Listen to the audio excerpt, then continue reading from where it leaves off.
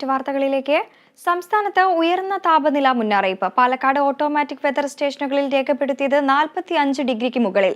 വയനാട്, ഇടുക്കി ഒഴികെ 12 ജില്ലകളിൽ ശനിയാഴ്ച വരെ യെല്ലോ അലർട്ടാണ്. ഇപ്പോൾ വാർത്തയുടെ വിശദാംശങ്ങളുമായി കമലേഷ് തെക്കേക്കാട് ചേരുന്നു. കമലേഷ്, സംസ്ഥാനത്ത് ചൂട് ഉയർന്നുകൊണ്ടിരിക്കുകയാണ്. നിലവിൽ എന്തൊക്കെ നിർദ്ദേശങ്ങളാണ് നൽകിയിരിക്കുന്നത്? വാർത്തയുടെ വിശദാംശങ്ങൾ. വൃന്ദ, സംസ്ഥാനത്ത് ചൂട് വലിയ നിലയിൽ തന്നെ ഉയർന്ന് നിൽക്കുന്ന ഒരു സാഹചര്യം തന്നെയാണ് നിലവിലുള്ളത്. അതുകൊണ്ട് തന്നെ ചില സുരക്ഷാ നിർദ്ദേശങ്ങളടക്കം, ചില മുൻകരുതലുകൾ അടക്കം സ്വീകരിക്കണം എന്ന നിർദ്ദേശമാണുള്ളത്. ഇതിൽ ചൂടുമായി ബന്ധപ്പെട്ട് ഏറ്റവും കൂടുതൽ ചൂട് അനുഭവപ്പെടുന്നത് നിലവിൽ പാലക്കാടും അതുപോലെ തന്നെ കൊല്ലം ജില്ലകളിലുമാണ്.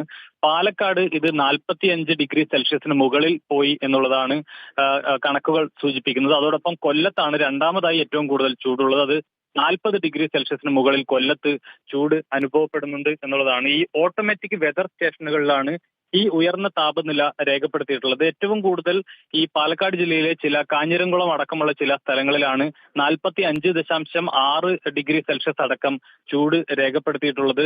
പാലക്കാടാണെങ്കിൽ പ്രധാനപ്പെട്ട ജലാശയങ്ങളടക്കം വറ്റി വരണ്ടു പോകുന്ന ചില സാഹചര്യങ്ങൾ പാലക്കാട് ജില്ലയിലുണ്ട്. വലിയ ചൂട് തന്നെയാണ് പാലക്കാട് അനുഭവപ്പെടുന്നത്.